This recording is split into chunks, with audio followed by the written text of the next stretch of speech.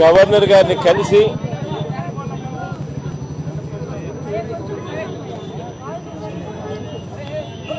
చిన్నాన విషయంలో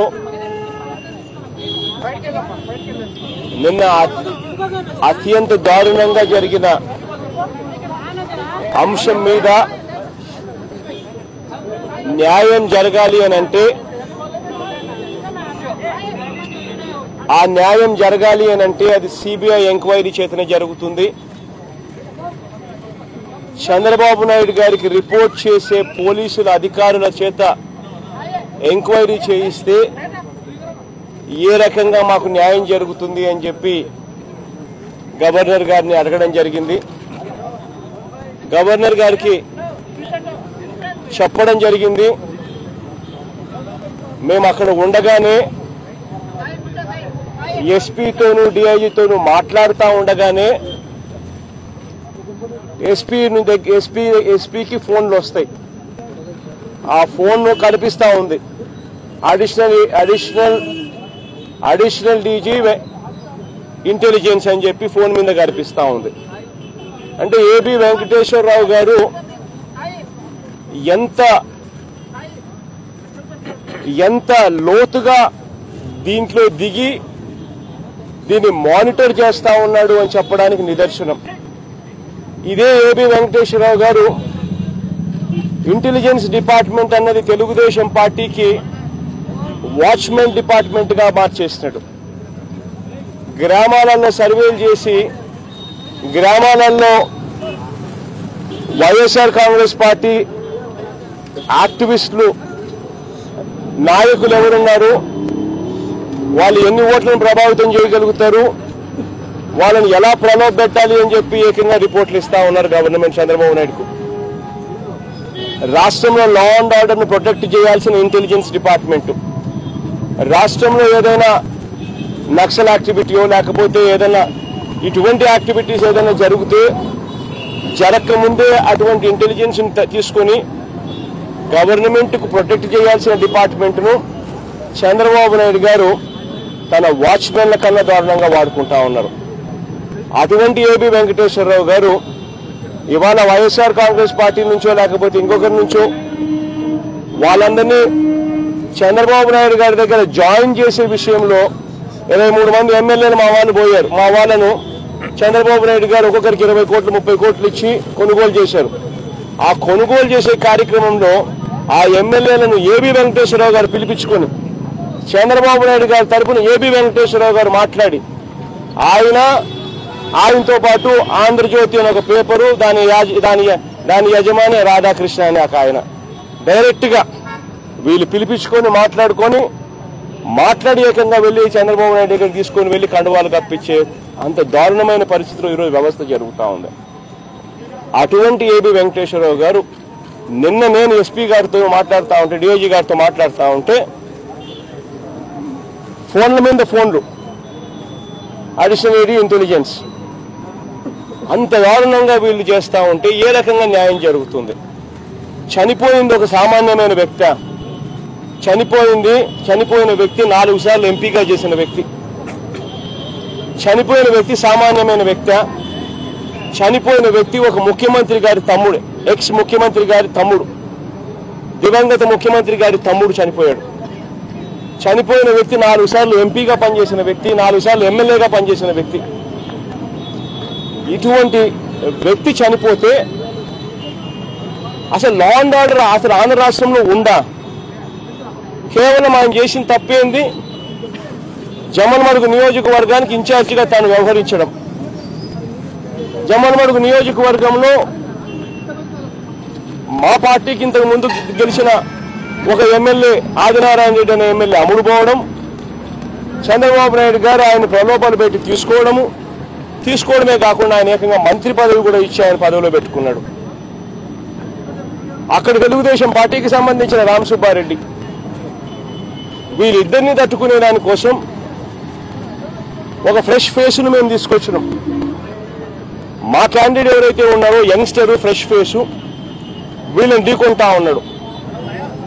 ఇటువంటి పరిస్థితుల్లో జమ్మలమడుగు నియోజకవర్గానికి ఆ సుధీర్ రెడ్డి అనే మా క్యాండిడేట్ యంగ్స్టర్ను బలపరిచే కార్యక్రమం వివేకం చిన్న బాధ్యతలు తీసుకున్నాడు. ఆయన చేసిన పాపం వల్ల జమ్మలమడుగు నియోజకవర్గంలో అత్యధికంగా తిరగడం. ఆ పాపానికి వీళ్ళు చేసింది ఏమిటి? ఏకంగా మనిషినే లేకుండా చేసే కార్యక్రమం చేస్తా ఉన్నారు. ధర్మమేనా ఇది అని అడుగుతా ఉన్నా. నేను ఒకటే చంద్రబాబు నాయుడు గారిని సూటిగా ఒకే ప్రశ్న అడుగుతా ఉన్నా. నిజంగా నీలో న్యాయం ఉంటే, నిజంగా నీలో ఇన్వాల్వ్మెంట్ లేదు అయితే ఎందుకు సిబిఐ ఎంక్వైరీకి ఇవ్వడానికి నువ్వు ఎందుకు సంకోచిస్తా ఉన్నావు? Straight question. If you are not at fault, why are you hesitating to give this case to CBI inquiry? Straight question. చనిపోయిన వ్యక్తి ఎవరు? Person who's died, person who passed away ఎవరు? He's a brother of ex-chief minister, 4-time MP, 4-time MLA. Person like that was brutally killed. Somebody walked into the house. ఒక్కడే ఉన్నాడు అని తెలిసి పగడ్బందీగా పథకం ప్రకారం ఆయన ఒక్కడే ఉంటున్నాడన్న సంగతి కూడా తెలుసుకుని అర్ధరాత్రి పూట ఇంటికి వెళ్ళి అంత దారుణంగా ఒక వ్యక్తిని చంపడం అన్నది how is it fair?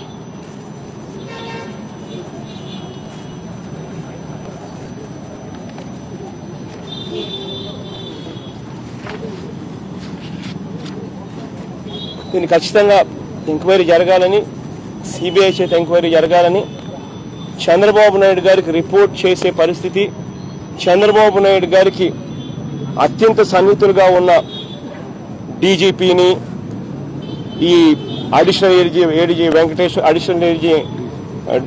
DG Venkateswararao గారిని, ఇటువంటి వ్యక్తులను దయచేసి రాష్ట్రంలో ఎలక్షన్ బాధ్యత నుంచి తప్పించండి. అప్పుడే కాస్తో కూస్తో ఇటువంటి ఘటనలు ఆగిపోతాయి. లేకపోతే వీళ్ళు గెలవడం కోసం అని చెప్పి మనుషులను చూడడం లేదు, దొంగ ఓట్లను చేర్చడము, దొంగ ఓట్లను తీసేయడం దగ్గర నుంచి మొదలు పెడితే ఏకంగా మనుషుల్ని చంపేయడానికి కూడా హెసిటేట్ చేయడం లేదు. సో దయచేసి నేను చెప్తా ఉన్నాను, గవర్నర్ గారిని అదే రిక్వెస్ట్ చేస్తా, ఈ అధికారులను దయచేసి తప్పించండి. ఇటువంటి వాళ్ళు ఉంటే రాష్ట్రంలో ఎన్నికలు జరగవు. ఈరోజు మా చిన్నాన్నకు జరిగింది, రేపు పొద్దున ఇంకా ఎంతమందికి కూడా చేస్తారో కూడా తెలియని పరిస్థితి. కాబట్టి వెంటనే తప్పించమని కూడా చెప్పి కూడా రిక్వెస్ట్ చేస్తాం గవర్నర్ గారిని. సిబిఐ ఎంక్వైరీని డిమాండ్ చేస్తూ గట్టిగా అడిగాము. ఈ డిమాండ్ను గన నెక్స్ట్ 1 or 2 days లో ఈల్డ్ కాకపోతే కోర్టుకు కూడా పోతాం. కోర్టుకు కూడా పోయి కూడా we will press for CBI enquiry. ఈ డిమాండ్ గన వాళ్ళు కానీ ఈల్డ్ కాకపోతే ఇన్ ద నెక్స్ట్ 1-2 days లో. దిస్ ఇస్ సంథింగ్ మీరు కూడా దయచేసి నేను చెప్తా ఉన్నా, అడుగుతా ఉన్నా, రిక్వెస్ట్ చేస్తా ఉన్నాను. ఒక ఇంత పెద్ద వ్యక్తి చనిపోతే ఒక మనిషి డైరెక్ట్గా నిద్ర పడుకునేటప్పుడు అర్ధరాత్రి పూట కొంతమంది ఇంట్లోకి వచ్చి ఒక మనిషిని చంపేసి వెళ్ళిపోయే పరిస్థితిలోకి వస్తే అసలు ఈ రాష్ట్రం నిజంగా బతకదు. దయచేసి అందరూ కూడా ఆలోచన చేయండి. అందరూ కూడా ఖచ్చితంగా ఇది సిబిఐ ఎంక్వైరీకో లేకపోతే థర్డ్ పార్టీ ఎంక్వైరీకో పోలీస్ ఇక్కడ పోలీస్ బాసులు ఇక్కడ చంద్రబాబు నాయుడు గారికి రిపోర్ట్ చేయని వ్యవస్థలతో ఎంక్వైరీలు చేయించే దానికోసం మీరు కూడా దయచేసి వాయిస్ ఇవ్వమని చెప్పి కూడా కోరుతా ఉన్నా. మాజీ మంత్రి ముఖ్యమంత్రి గారి తనయుడు హోదాలో ఎస్ఆర్సీ సెక్యూరిటీని ప్రొవైడ్ చేయడానికి కొన్ని వెసులుబాటు ఇస్తుంది. వివేకానంద రెడ్డి గారికి ఉన్న సెక్యూరిటీ ఎంతవరకు ఉంది? మనకి సెక్యూరిటీ ఉందా లేదా? చిన్న సెక్యూరిటీ కూడా లేదు. సెక్యూరిటీ ఎప్పుడు ఇవ్వాల, సెక్యూరిటీ లేదు. ఆయన ఎంత సౌమ్యుడు అంటే ఆయనకు అసలు గొడవలు లేవు. ఎక్కడికైనా కూడా పాపం ఒకడే పోయి ఎవరి దగ్గర ఏ కలెక్టర్ ఆఫీస్ దగ్గరికైనా పోతాడు, ఏ ఎంఆర్ ఆఫీస్ దగ్గరికైనా పోతాడు. ఎవరైనా వచ్చి అడిగితే ఎక్కడికైనా కానీ పాపం వెళ్ళిపోయే రకం. అంత సౌమ్యుడు, అంత మంచి వ్యక్తి. నిజంగా అంత మంచి వ్యక్తికి కూడా ఇటువంటి పరిస్థితి రావడం అన్నది నిజంగా అన్నిటికన్నా బాధాకరమైన అంశం ఇది. అవకాశం ఉంది. సో చెప్తాను మెల్లగా అడిగితే నాకు అర్థమైతే నీ క్వశ్చన్ చెప్పు. కేసులు సిబిఐకి ఇస్తే జాప్యం జరిగే అవకాశం ఉంది కాబట్టి అందుకని సిట్ వేసామని చంద్రబాబు నాయుడు నేను చెప్పాను. అంటే మీకు సంబంధించిన కేసు కూడా 7-8 ఏళ్ళకి జరుగుతుంది. నువ్వు చెప్తున్నావు, నువ్వు అడిగినావు, నేను సమాధానం చెప్తాను. చంద్రబాబు నాయుడు గారు నిజంగా ఆయన మాటలు ఎలా ఉన్నాయనంటే, దొంగతనం చేసిన తర్వాత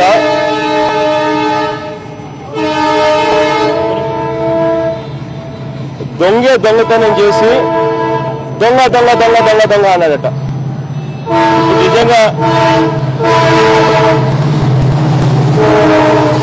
నిజంగా రాష్ట్రంలో కూడా పరిస్థితి అదే మాదిరిగా ఉంది. వాళ్ళే హత్య చేయిస్తారు, మళ్ళీ వాళ్ళే హంతకుడు అని చెప్పి ఇంకొకరి మీద బుద్ధ జల్లే కార్యక్రమం చేస్తారు. అటువంటి దారుణమైన పరిస్థితిలో ఉంది. when all the fingers are pointing towards Chandrababu Naidu గారు. ఇది ఇంతటితో ఇప్పుడు స్టార్ట్ అయింది కాదు. ఇది గతంలో మా తాతని చంపారు, వైఎస్ రాజారెడ్డి గారిని. అప్పట్లో నాన్న ప్రతిపక్ష నాయకుడు. నాన్నను కట్టడి చేసేందుకు, కడపకే కన్ఫైన్ చేసేందుకు అతి దారుణంగా రిటైర్డ్ అయిపోయి ఉన్న ఒక ముసలాయిని చంపారు ఆ రోజుల్లో. ఎవరప్పుడు ముఖ్యమంత్రి? చంద్రబాబు నాయుడు. సాక్షాత్ ప్రతిపక్ష నాయకుడు నాయనను, ప్రతిపక్ష నాయకుడు తండ్రిని చంపినారు. ముఖ్యమంత్రి ఎవరు? చంద్రబాబు నాయుడు. తర్వాత మా నాన్నను, అంటే దివంగత రాజశేఖర రెడ్డి గారిని. చంద్రబాబు నాయుడు గారు అన్న మాటలు August 31st, అంటే నాన్న చనిపోక ముందు 2 days ముందు చంద్రబాబు నాయుడు గారు అన్న మాటలు, అసెంబ్లీ సాక్షిగా అన్న మాటలు, నువ్వు అసెంబ్లీకి ఎలా వస్తావో చూస్తానన్నాడు. అంటే ఒక ముఖ్యమంత్రిని అసెంబ్లీకి ఎలా వస్తావో నువ్వు నేను చూస్తానని చెప్పి చంద్రబాబు నాయుడు గారు థ్రెటన్ చేసినాడు. జరిగిన 2 రోజులకు హెలికాప్టర్ క్రాష్. ఈ రోజుకి మాకు డౌట్లు ఉన్నాయి. మనిషి ఎవడు? ఆరోపణలు ఉన్న వ్యక్తి ఎవరు? చంద్రబాబు నాయుడు గారు. తర్వాత నా మీద అటాక్ జరిగింది మోస్ట్ సెక్యూర్డ్ ప్లేస్లో, in the airport VIP launch. కత్తి రాగలిగింది లోపలికి. కత్తి ఎలా వచ్చింది లోపలికి? కారణం, అక్కడ పనిచేస్తా ఉన్న వ్యక్తి ఈస్ వర్కింగ్ ఫర్ ఆ రెస్టారెంట్. ఆ రెస్టారెంట్ ఎవరిది? Belonging to Telugu Desam party leaders. Telugu Desam party లీడర్లకు సంబంధించిన రెస్టారెంట్. ఆ రెస్టారెంట్లో పనిచేస్తా ఉన్న ఒక మనిషి కత్తి తీసుకొని లోపలికి రాగలిగాడు. మళ్ళీ చీఫ్ మినిస్టర్ ఎవడు? అశోక్ గజపతి రాజు అనే వ్యక్తి, సివిల్ ఏవియేషన్ మినిస్టర్. ఏ పార్టీకి చెందినవారు? Once again fingers point towards Chandrababu Naidu గారు. ఈరోజు మా చిన్నాన్న కేవలం కడప జిల్లాలో చంద్రబాబు నాయుడు గారి పార్టీకి ఒక్క సీటు కూడా వచ్చే అవకాశం లేదు కాబట్టి రాజకీయాలలో గెలవడం కోసం అని చెప్పి ఏ స్థాయికి దిగజారిపోయారు. మళ్ళీ చీఫ్ మినిస్టర్ ఎవరు? ఆరోపణలు ఎదుర్కొంటా ఉన్న వ్యక్తులు ఎవరు? మళ్ళీ చంద్రబాబు నాయుడు గారు. Every finger is Poynting towards him and this man says I will do the enquiry. ప్రతి ఏలు చంద్రబాబు నాయుడు వైపు చూపిస్తా ఉన్నారు, చూపించే పరిస్థితి. మరి ఈ మనిషి ఏమంటాడు? ఎంక్వైరీ తనే చేస్తాడంటాడు. ప్రతి ఏలు చంద్రబాబు నాయుడు వైపే చూపబడతా ఉన్నప్పుడు ఆ ఎంక్వైరీ తనకు రిపోర్ట్ చేసే పోలీసు అధికారుల చేత చేస్తే న్యాయం జరుగుతుందా? Will justice be done if this inquiry is being done by police officers who report to him as a chief minister or to his people, that is the DGP, that is the AD intelligence? Will justice be done?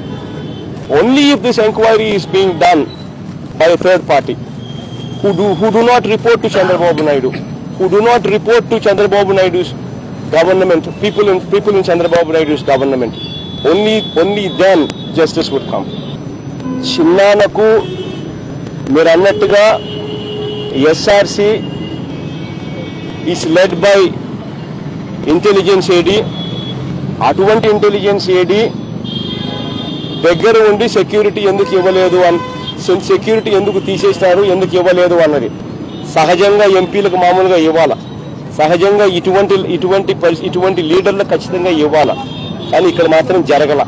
అదొకటే కాదు, ఇంకా ఆశ్చర్యకరమైన విషయం ఏంటంటే మామూలుగా ఒక ఎస్పీని post చేస్తే 2 ఏళ్ల పాటు ఆ ఎస్పీని అక్కడి నుంచి ట్రాన్స్ఫర్ చేయకూడదు. That is what the GO says. కానీ ఈ చంద్రబాబు నాయుడు గారి గవర్నమెంట్లో ఇప్పుడు కడప జిల్లాకు వేసిన ఎస్పీ 40 days బ్యాక్